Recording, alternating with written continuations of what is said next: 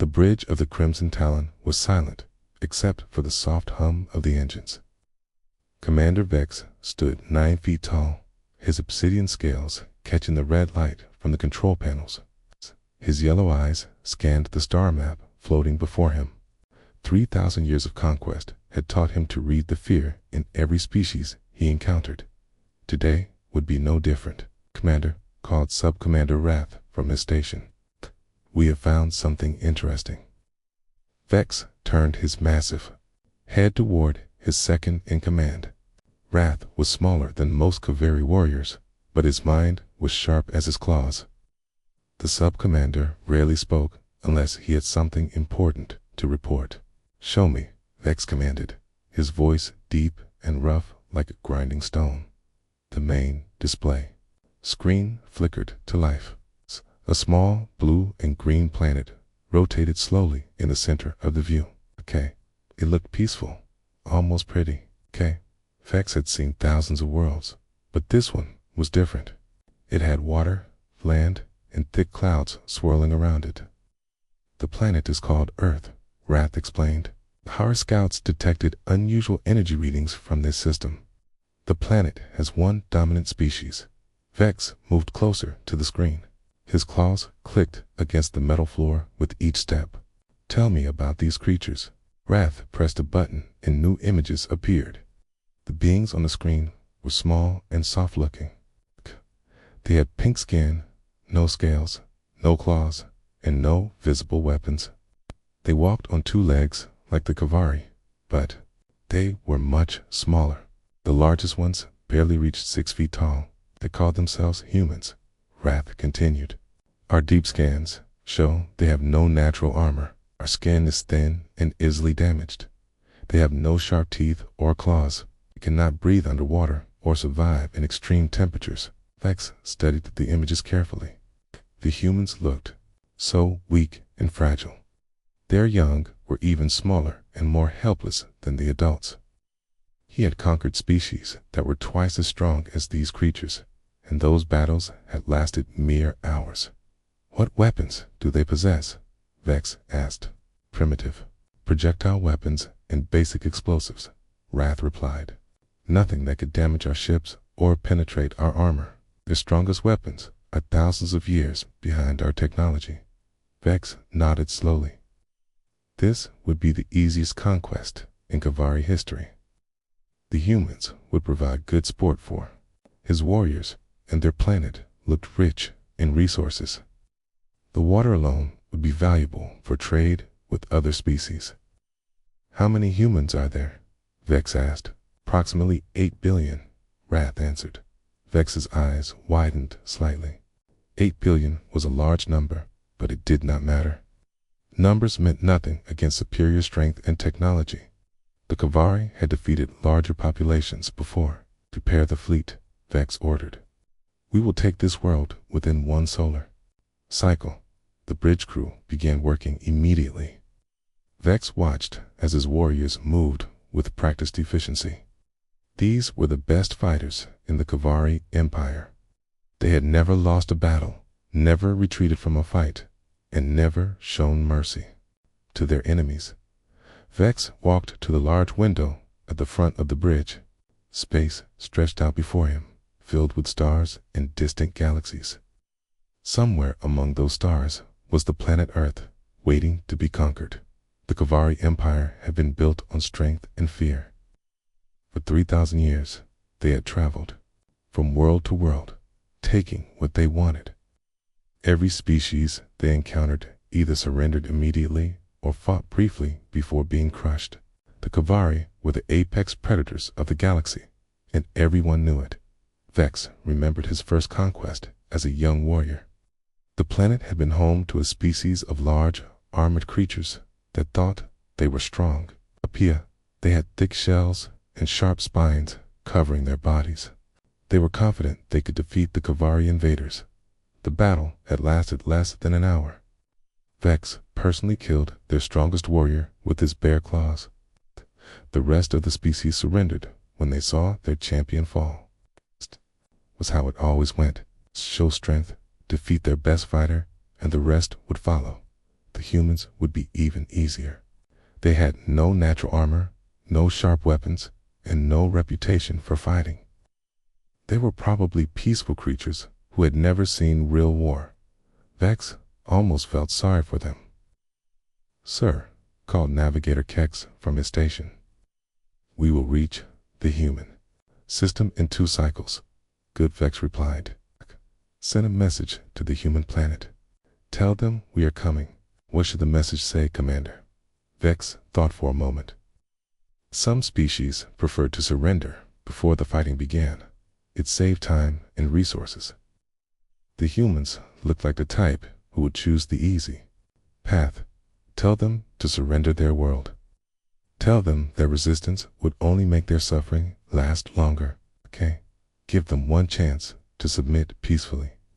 Wrath nodded and began working on the message. Vex knew most species would surrender after receiving such a warning. The smart ones realized they could not win against the Kavari Empire. The foolish ones tried to fight and were destroyed quickly while the message was being prepared. Vex reviewed the tactical reports about Earth. The planet had many different environments. There were hot deserts, cold mountains, deep oceans, and thick forests. The humans had spread across all of these areas, which was impressive for such a weak species. Most creatures stayed in one type of environment. The Kavari preferred hot, rocky worlds like their home planet, Kavith Prime. Other species lived in oceans, ice worlds, or jungle planets, but humans seemed to live everywhere on their world. "The message has been sent," Wrath reported. "We should receive their response within a few hours." Vex nodded and returned to studying the tactical reports. The humans had built many structures on their planet. Cities, roads, and other constructions covered large areas. They had also sent small ships into space, though none had traveled very far from their world. For creatures without natural weapons or armor, the humans had done well for themselves. They had survived and built a civilization, but survival was not the same as strength. When the Kavari arrived, humans would learn the difference. The hours passed slowly as the fleet traveled toward Earth. Vex spent the time reviewing battle plans and checking weapon systems. His warriors practiced combat formations and sharpened their claws. Everyone was ready for another easy victory. Finally, the communications officer called out, "Commander, I have received a response from the human planet." Vex turned toward the officer. "What do they say?" The communications officer looked confused. They want to meet with us, sir. They say they wish to honor our superior strength by showing us their world." Vex blinked in surprise. This was not the response he had expected. Most species either surrendered completely or declared war. The humans were doing neither. "They want to meet with us?" Vex asked. "Yes, sir. They are requesting what they call a cultural exchange. They want to show us their planet and learn about our empire." Vex looked at Wrath, who seemed equally confused. In 3,000 years of conquest, no species had ever made such a request. "What do you think, Sub-Commander?" Vex asked. Wrath scratched his chin with one claw. "It could be a trap, but what could they possibly do to harm us? Their weapons cannot damage our ships or armor. Perhaps they truly wish to surrender and are trying to do so with honor." Vex considered this. The humans were clearly intelligent enough to realize they could not win a war against the Kavari. Maybe they were trying to find a way to surrender that would save their lives and their civilization. "Very well," Vex decided. "We will accept their invitation, but we will be ready for anything. If this is a trap, we will crush them quickly." Fleet continued toward Earth, and Vex prepared for the strangest first contact in Kavari history. Dr. Hannah Kim stared at the message on her computer screen for the 3rd time. The words were simple but terrifying. "Surrender your world. Resistance will only prolong your suffering." The message had come from a ship somewhere beyond Mars, moving toward Earth at impossible speed. She stood up from her desk and walked to the window of the United Nations building. New York City spread out below her, millions of people going about their normal lives. They had no idea that alien ships were coming to conquer their world. Hannah was Earth's leading expert on the possibility of alien life. She had spent 20 years studying the cosmos, writing papers about what might happen if humans ever met other intelligent species. Now that moment had arrived, and it was nothing like she had imagined. Her phone rang. The caller ID showed it was President Lee Min-ho. "Dr. Kim," the president said when she answered, "I need you in the emergency meeting room immediately. Bring everything you have on first contact protocols." "Mr. President, I should tell you that my protocols assume peaceful contact." "These aliens are not peaceful. I know. That's why we need new ideas. How soon can you get here?" 20 minutes, Hannah replied. She grabbed her files and ran to the elevator. 20 minutes later, she was sitting in a room with the most powerful people on Earth. President Lee sat at the head of the table, looking older than his 60 years. Next to him was Captain Dae-Ho Park, the head of Earth's Small Space Defense Force. "Dr. Kim," President Lee said, "please tell everyone what we know about these aliens." Hannah stood up and activated the wall display. Images of the alien ships appeared, along with data from the telescopes that had detected them. "The ships are massive," she began. "Each one is about 2 kilometers long. They appear to be made of some kind of metal we don't recognize. The ships are moving at speeds that should be impossible." "How many ships?" asked General So Young Choi, the head of the military. 12 large ships and about 40 smaller ones. Based on the size, we estimate they could carry between 50,000 and 100,000 beings." The room fell silent. Everyone understood what those numbers meant. Earth's military could not fight that many aliens, especially if they had technology advanced enough to travel between stars. "What do we know about the aliens themselves?" President Lee asked. "Very little," Hannah admitted. "The message came with some basic information. They call themselves the Kavari. They appear to be large reptilian creatures. Based on the design of their ships, they probably evolved on a world with higher gravity than Earth." Captain Park leaned forward. "Dr. Kim, in your opinion, is there any way we can fight them?" Hannah shook her head. "Our most advanced weapons are nuclear missiles. Any species that can travel between stars probably has technology that makes our weapons look like rocks and sticks. So we surrender." General Choi asked. "No," Captain Park said firmly. "We don't surrender. We think." Everyone looked at the captain. He was known for his calm thinking in difficult situations, but this seemed impossible to solve. "Explain, President," Lee said. Captain Park stood up and walked to the display. "These aliens are coming here to conquer us. They expect us to either surrender or fight. What if we do neither?" "What do you mean?" Hannah asked. "What if we invite them to visit Earth? What if we show them our world and our people? Maybe if they get to know us, they won't want to destroy us." General Choi laughed bitterly. "Captain, these are aliens who travel the galaxy conquering worlds. They probably see us as animals." "Maybe," Captain Park replied. "But what if they don't? What if they've never met a species like us before? What if we can surprise them?" Dr. Jinwoo Suwa, the science advisor, spoke up. "Captain Park might be right. These aliens have been conquering worlds for a long time. They probably expect the same response from every species: fear, surrender, or hopeless resistance. So what do we do instead?" President Lee asked. Captain Park smiled. "We welcome them. We invite them to see our world. We show them what makes humanity special and what makes us special." General Choi asked. "We're weak compared to them. We can't even leave our own solar system." "That's not what makes us special," Captain Park replied. "What makes us special is that we're survivors. We've survived ice ages, plagues, wars, and natural disasters. We've survived things that would have killed other species. Hannah began to understand.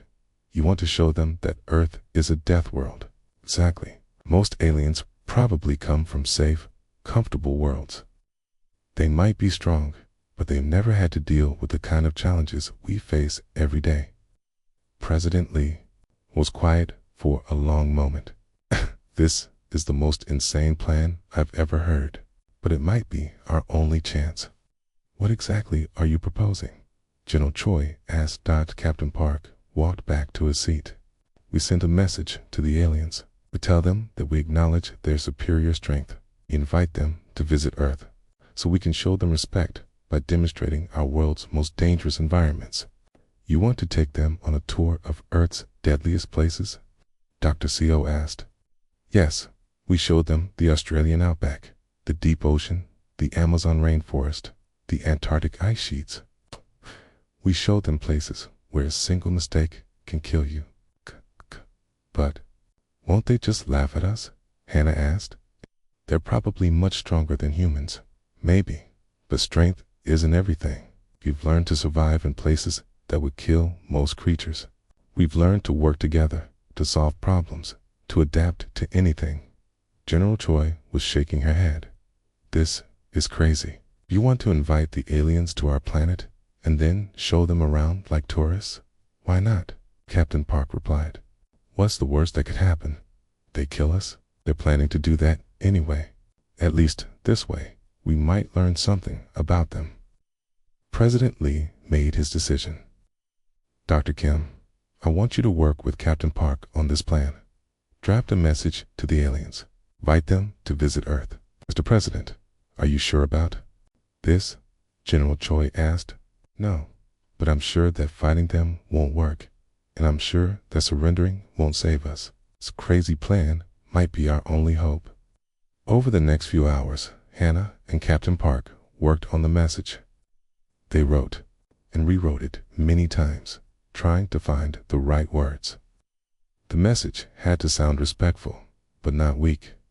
It had to invite the aliens without seeming like a trap. Finally, they had a message they thought might work. Great Kavari Empire, we acknowledge your superior strength and technology. We are honored that you have chosen to visit our world. A gesture of respect, we would like to invite you to experience Earth's most challenging environments. We believe that beings of your strength and courage would find our world's dangers interesting. We hope this cultural exchange will allow us to learn from your greatness. President Lee approved the message, and it was sent to the alien fleet. Now, all they could do was wait and hope that the most dangerous gamble in human history would pay off. Do you really think this will work? Hannah asked Captain Park as they watched the message disappear into space. I don't know, he replied. I know one thing about humans that these aliens don't understand yet. What's that? At our most dangerous, when we have nothing left to lose. The message traveled through space toward the Kavari fleet, carrying with it the hopes and fears of 8 billion humans. In a few hours, they would have their answer. Earth would either become humanity's greatest victory or its final battlefield. The red dust of the Australian outback stretched endlessly under the blazing sun. Dr. Soyoung Choi stood next to the landing site, watching the massive alien ship descend from the sky. The ship was even larger than the satellite images had shown. It cast a shadow over the desert like a metal mountain. Soyoung wiped sweat from her forehead and checked her equipment one more time. She was a marine biologist, not a diplomat, but she was about to meet the most dangerous aliens in the galaxy. Her job was to show them Earth's wildlife and hopefully keep humanity alive in the process. The ship touched down with a gentle thud that shook the ground. Steam rose from the landing thrusters as the engines powered down. For several minutes, nothing happened. Then a large door opened in the side of the ship. The first alien to emerge was massive. It stood over 9 feet tall, covered in black scales that gleamed like polished stone.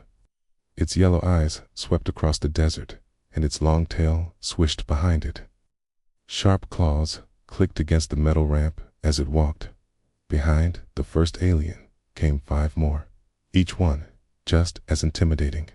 They moved like predators, their heads turning constantly to scan for threats. So Young had studied the images from the telescopes, but seeing them in person was different. These creatures were built for killing. The leader of the group approached. So Young, when it spoke, its voice was deep and rough. I am Commander Vex of the Kavari Empire. You are the human who requested this meeting. So Young tried to keep her voice steady. I am Dr. So-Young Choi. Welcome to Earth, Commander. Thank you for accepting our invitation. Vex looked around the desert. This is your planet's most dangerous environment. It appears to be empty. It may look empty, but it's full of life. Many of the creatures here can kill you in minutes. The Kavari made sounds that might have been laughter. Sub-Commander Wrath stepped forward. Human, we are from Cavith Prime. Our world has volcanoes that spit acid, storms that can melt metal, and creatures that eat starship holes. What could this peaceful desert possibly show us? So Young smiled. Let me show you something. She walked to a nearby rock and carefully lifted it. Beneath was a small spider, no bigger than a coin. It was brown and ordinary looking, with thin legs and a small body. This is a funnel web spider, So Young explained. It's one of the most venomous creatures on Earth. Vex leaned down to look at the tiny creature. This small thing is dangerous. Dangerous. Its bite can kill a human in 15 minutes. The venom attacks the nervous system and causes the victim to die in extreme pain. The Kavari looked at each other. Wrath bent down for a closer look. It's so small. How can something so tiny be deadly? Size doesn't always matter, So-Young replied. This spider doesn't need to be big to be dangerous. It just needs to be smart and fast. She carefully returned the spider to its hiding place and led the group deeper into the desert. As they walked, she pointed out other creatures. Tease, a death adder, coiled under a bush, its camouflage making it almost invisible. A blue-ringed octopus in a small pool, its bright colors warning of deadly poison. Each of these creatures can kill you, So-Young explained. But humans live alongside them every day. We've learned to recognize them, avoid them, and treat their bites when necessary. Commander Vex was beginning to look interested. How do you survive with so many dangerous creatures? We adapt. We learn. We work together. So-Young knelt by another rock and carefully moved it aside. Look at this. A small lizard sat motionless in the shade. It looked harmless, but So-Young kept her distance. This is a bearded dragon. It's not poisonous, but it carries bacteria that can make you very sick. Most creatures on Earth carry diseases that can kill other species, and you live with these diseases? Wrath asked. We've built immunity to many of them over thousands of years. What doesn't kill us makes us stronger. The tour continued for hours. So-Young showed them plants that could poison you if you touched them, insects that could bite through metal, and birds that could crack bones with their beaks. Each creature was small and seemed harmless, but each one had evolved to kill. As the day grew hotter, So-Young noticed the Kavari were beginning to struggle. Their scales were designed for their home world, not Earth's desert heat. They were breathing heavily and moving slower. Are you feeling all right, Commander? So-Young asked. Vex straightened up, trying to look strong. We are fine. Continue. Tour. But So-Young could see they were suffering. The heat that was merely uncomfortable for her was becoming dangerous for them. She led them to a shaded area and offered them water. How do you function in this heat? Wrath asked, accepting the water gratefully. Humans evolved in places like this. Our bodies are designed to cool themselves through sweating. We can work in temperatures that would kill most creatures. The Kavari looked at each other with a growing concern. They were learning that their physical strength meant nothing against Earth's environment.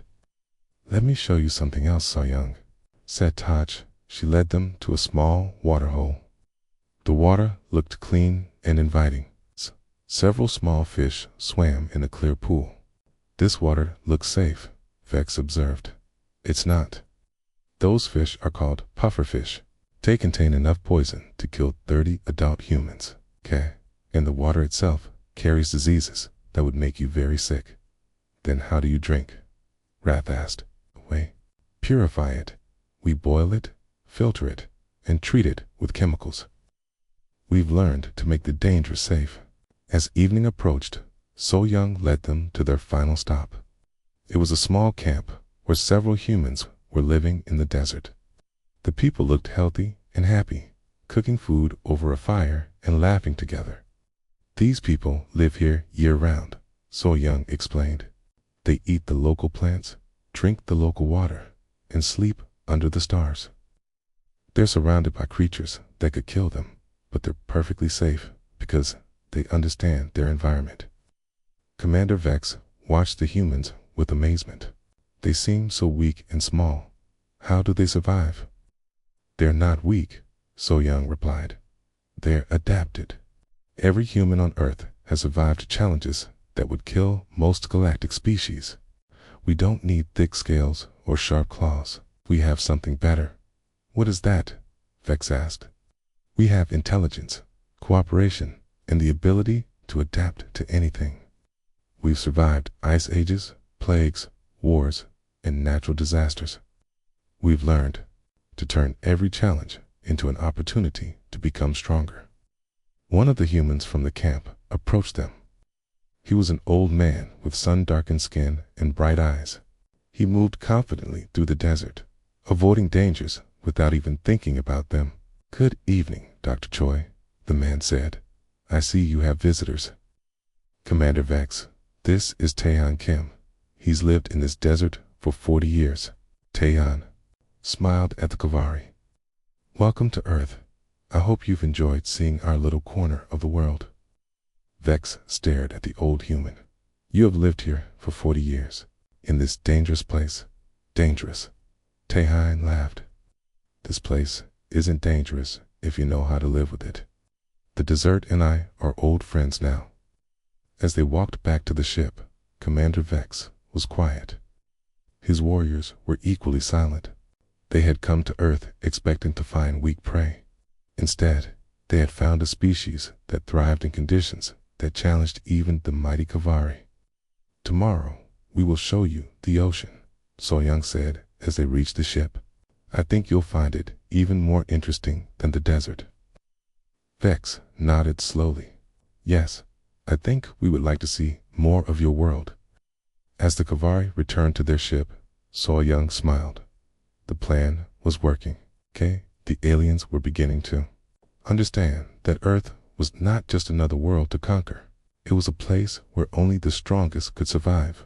And humans had been surviving here for millions of years. The real test would come tomorrow when they showed the Kavari what lay beneath the ocean's surface. The Pacific Ocean stretched endlessly before them, its blue waters sparkling in the morning sun. Commander Vex stood on the deck of the research vessel, watching the human crew prepare for their underwater expedition. The ship was small compared to Kavari vessels, but the humans moved with confidence and purpose. Dr. Jinwoo, SEO, approached the alien commander. He was a marine biologist, like Dr. Choi, but he specialized in deep ocean research. His job today was to show the Kavari what lived beneath the waves. "Commander Vex," Jinwoo said, "are you ready to see what's below the surface?" Vex nodded. After yesterday's tour of the desert, he was curious about Earth's oceans. Water looked peaceful, but he had learned not to trust appearances on this strange world. "Sub-Commander Wrath will join us," Vex said. "He wishes to demonstrate Kavari's superiority in aquatic environments." Wrath stepped forward, his black scales gleaming in the sunlight. "Our people are excellent swimmers. We evolved near the acid seas of Cave Prime. This simple water should pose no challenge." Jinwoo smiled politely. Of course, let me show you our equipment first. He led them to a collection of strange suits and masks. The equipment looked complex, with tubes, gauges, and air tanks. These are diving suits, Jinwoo explained. They allow us to breathe underwater and protect us from pressure changes. Wrath looked confused. You need special equipment to swim in your own oceans. The ocean is dangerous, Jinwoo replied. The pressure increases as you go deeper. Without protection, the water would crush your body.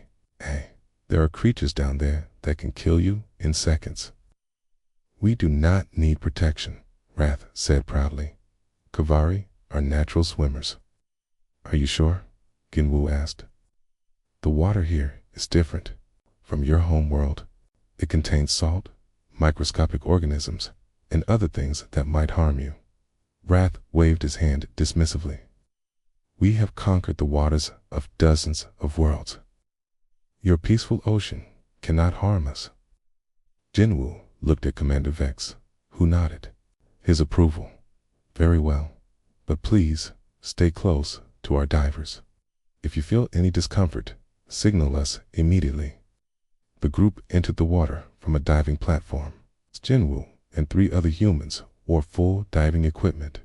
Wrath dove in, wearing only his natural scales, confident in his abilities. At first, everything went well. The Kavari moved through the water with surprising grace, their powerful tails propelling them forward. They were indeed excellent swimmers, better than the humans in many ways. See? Wrath called to Jinwoo through the underwater communication system. We are superior in every environment. But as they descended deeper, Jinwoo began to notice small changes in the aliens. They were moving slightly slower, and their breathing seemed labored. The pressure was affecting them more than they wanted to admit. Commander, Jinwoo said through his radio, we're approaching a coral reef. This is where things get interesting. Reef spread out below them like an underwater city. Colorful fish swam between the coral formations, and strange creatures moved in the shadows. It was beautiful, but Jinwoo knew it was also deadly. It's magnificent, Vex said, his voice filled with wonder. Yes, but be careful where you swim, Jinwoo warned. Many of these creatures are poisonous. He pointed to a small, innocent-looking fish with bright blue and yellow stripes. That's a blue-ringed octopus. Its bite contains enough venom to kill 30 humans. The Kavari looked at the tiny creature with new respect. It was smaller than their claws, but it could kill them easily. And those beautiful jellyfish floating above us. Jinwoo continued. Their tentacles can cause pain so severe that victims often drown from shock. As they swam deeper into the reef, Jinwoo continued his deadly tour. He showed them sea snakes whose bite was more poisonous than any land snake. He pointed out cone shells that looked like pretty decorations but shot poison darts at anything that touched them. Every creature here has evolved to kill, Jinwoo explained. The ocean is a battleground where only the strongest survive. Wrath was beginning to look uncomfortable. His scales were changing color slightly, and he was breathing harder. The salt water was irritating his skin, and the pressure was making him dizzy. I need to surface, Wrath admitted reluctantly. Of course, Jinwoo said, but let me show you one more thing first. He led them to an area where the water was clearer. Swimming in the distance was a massive shape, at least 20 feet long. It moved with deadly grace, its fins cutting through the water like knives. Great white shark, Jinwoo said simply. The Kavari froze. Even from a distance, they could sense the predator's power. The shark was a perfect killing machine, evolved over millions of years to hunt and destroy. It's magnificent, Vex whispered. And it's just one of many predators in these waters. We have giant squids that can crush submarines, electric eels that can stop a heart, and fish that can strip flesh from bone in seconds. The group surfaced, and Wrath immediately climbed onto the boat. His scales were irritated and red, and he was breathing heavily. "The salt water burns," he gasped, "and the pressure." "How do you survive down there?" "Practice," Jinwoo replied. "Humans have been diving for thousands of years. We've learned to adapt to the pressure, the salt, and the dangers." Dr. Yoonji Kim, the ship's medical officer, approached them. "Wrath, let me treat those scale irritations. The salt water can cause infections if not properly cleaned." As she worked, she explained, "Human children learn to swim before they can walk properly. We train our bodies to handle the water pressure and the salt. Okay? What seems impossible to you is normal for us." Commander Vex was quiet as he watched the medical treatment. "How long can humans stay underwater with proper training?" "About 20 minutes without equipment," Jinwoo answered. "With equipment, we can stay down for hours. Some humans have dove to depths that would crush most creatures." "You're so small and weak," Vex said, confusion clear in his voice. "Physical strength isn't everything," Jinwoo replied. "We've learned to use our intelligence to overcome our limitations. We can't breathe underwater, so we invented equipment to help us. We can't withstand pressure, so we trained our bodies to adapt." Later that afternoon, the group returned to shore. As they walked along the beach, Jinwoo continued his lessons about human survival. "See those people running along the beach?" He pointed to a group of humans jogging in the sand. "They're not running from danger. They're exercising." "Exercising?" Vex asked, "making their bodies stronger." "Humans run for hours every day, not because they have to, but because they want to improve themselves." One of the joggers approached them. She was a young woman named Yoojin Bae, a professional marathon runner. She had been running for 2 hours and barely looked tired. "Good afternoon, Dr. Seo," she said cheerfully. "How was the dive, Yoojin? I'd like you to meet Commander Vex and Sub-Commander Wrath of the Kavari Empire." Yoojin smiled at the aliens. "Welcome to Earth. I hope you're enjoying your visit." Vex stared at the small human woman. "You have been running for 2 hours." "Yes, just a light training run. Tomorrow I'm doing a longer one, about 4 hours." "4 hours?" Wrath asked weakly. "You run for 4 hours without stopping?" "Sometimes longer. My record is 12 hours." Humans are persistent hunters. We evolved to chase prey until it collapsed from exhaustion. The Kavari looked at each other in amazement. This small, fragile-looking creature could run longer than their strongest warriors. "How is this possible?" Vex asked. "Evolution," Yoojin replied. "Our ancestors survived by outlasting their prey. We can't run as fast as other animals, but we can run longer than almost anything else on Earth." Dr. Haiwon Park, a historian, joined the group. She had been documenting the cultural exchange for the government. "Commander Vex, would you like to learn about human history?" she asked. "Your history?" "Yes, the story of how humans survived on this world, how we overcame challenges that destroyed other species." Vex nodded. "I would like to understand." Haiwon activated a small device that projected images into the air. The first image showed a frozen landscape covered in ice. "This is Earth during the Ice Age," she explained. "The temperature dropped so low that most of the planet was covered in ice. Many species died out, but humans survived." "How?" Wrath asked. "We adapted. We learned to make fire, build shelters, and work together. We hunted giant animals and used their fur for warmth. We didn't just survive the Ice Age, we thrived during it." The next image showed a different scene. Humans were farming in green fields, but the sky was dark with ash. "This is after a massive volcanic eruption," Haiwon continued. "The ash blocked the sun for years, killing most plants. But humans learned to grow food in artificial environments. We survived when other species starved." Image after image showed human survival. Plagues that killed millions, but humans developed medicine and kept going. Wars that destroyed entire civilizations, but humans rebuilt and became stronger. Natural disasters that should have ended their species, but humans adapted and overcame them. Every challenge made us stronger, HFY explained.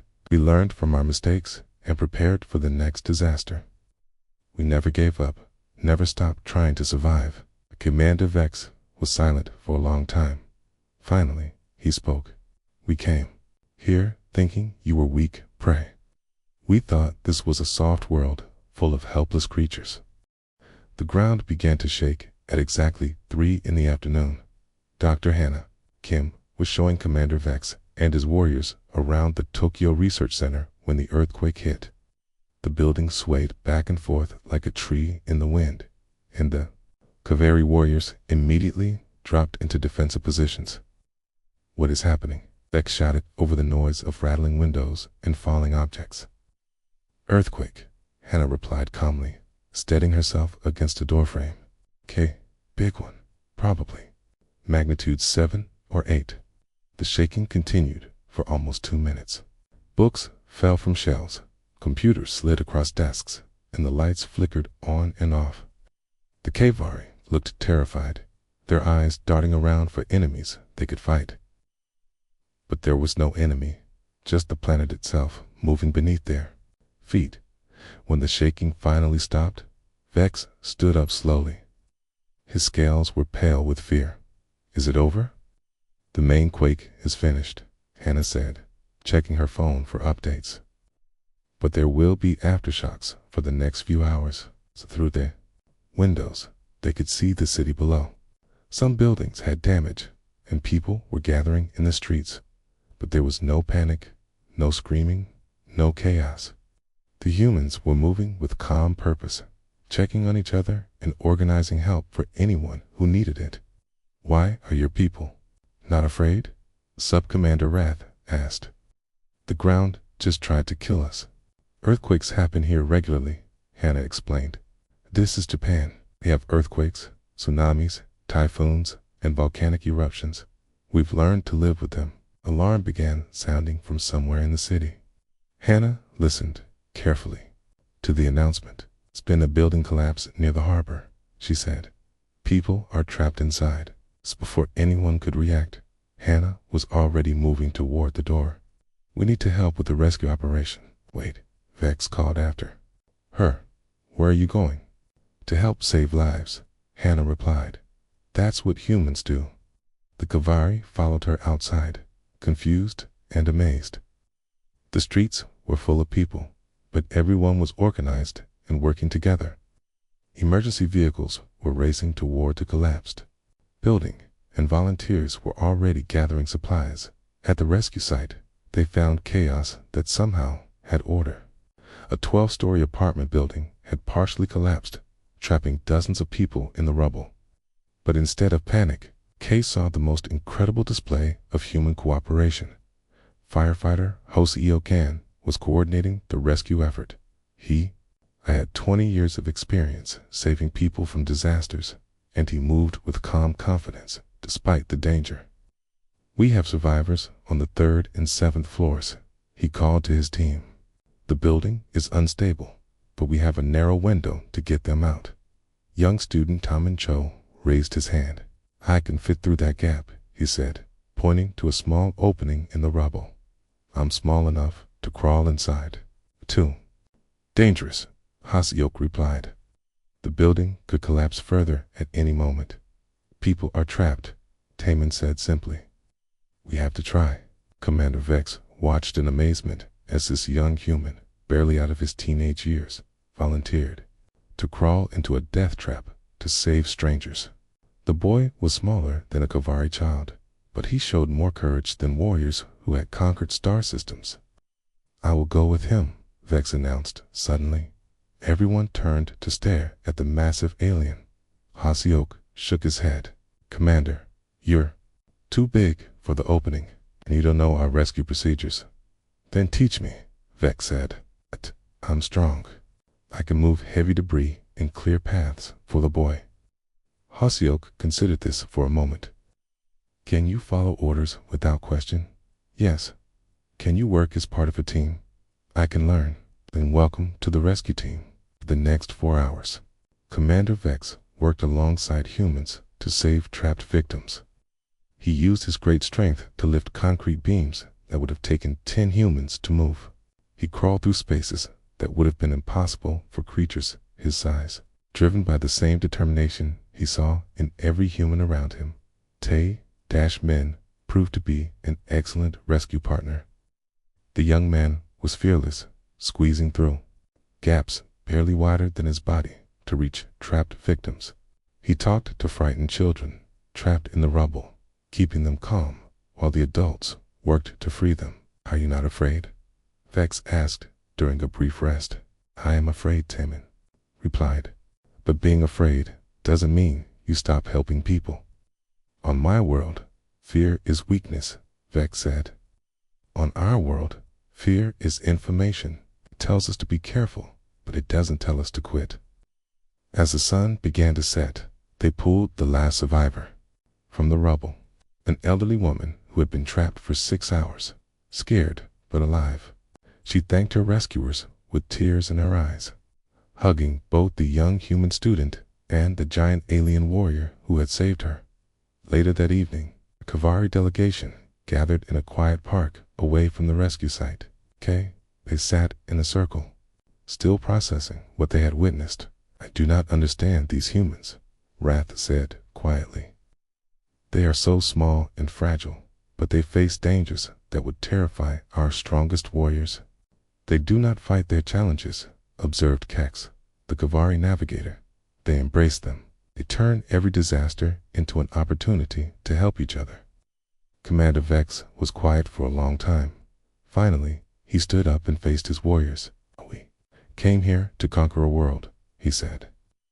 "But we have discovered something more valuable than conquest." "What is that, Commander?" Wrath asked. "We have found the strongest species in the galaxy. Not strongest in body, but strongest in spirit. These humans have survived things that would have destroyed us. They have turned a world of death into a world of life." Vex activated his communication device and contacted his fleet. "This is Commander Vex to all Kavari ships.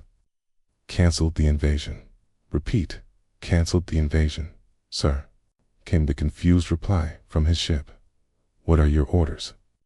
"Prepare a formal diplomatic message to the Kavari High Council. We are requesting permission to establish a military alliance with the human species." The silence on the communication channel lasted for several minutes. Finally, his communications officer spoke again. "Commander, did you say alliance with the prey species?" "They are not prey," Vex replied firmly. "They are the most dangerous predators in the galaxy. They hunt disasters, capture challenges, and tame death itself. Any species foolish enough to threaten humanity will have to face us as well." The next morning, representatives from both species met to discuss the future. President Lee Minho sat across from Commander Vex in a simple conference room, drafting the most important treaty in galactic history. "What exactly are you proposing?" President Lee asked. "A partnership," Vex replied. "The Kavari Empire will provide military protection for human colonies and trade routes. In exchange, we request permission to establish training facilities on Earth." "Training facilities. Your world is the ultimate testing ground. Any warrior who can survive Earth's challenges can survive anything. We want our soldiers to learn from humans how to be truly strong." Dr. Hannah Kim looked up from her notes. "You want your warriors to train with our rescue workers, our athletes, our survival experts." "Yes, we want them to learn courage from your children, endurance from your runners, and determination from your disaster survivors. We want them to understand that true strength comes not from conquering others, but from protecting those who cannot protect themselves." The treaty was signed 1 week later. Earth became the first planet in galactic history to form an alliance with the Kavari Empire without being conquered first. News of the partnership spread quickly throughout the galaxy. Within months, other alien species began requesting their own diplomatic meetings with humanity. They had heard the incredible story of the species that turned the galaxy's most feared predators into protectors, the Kavir human. Cana alliance became the foundation for a new galactic peacekeeping force.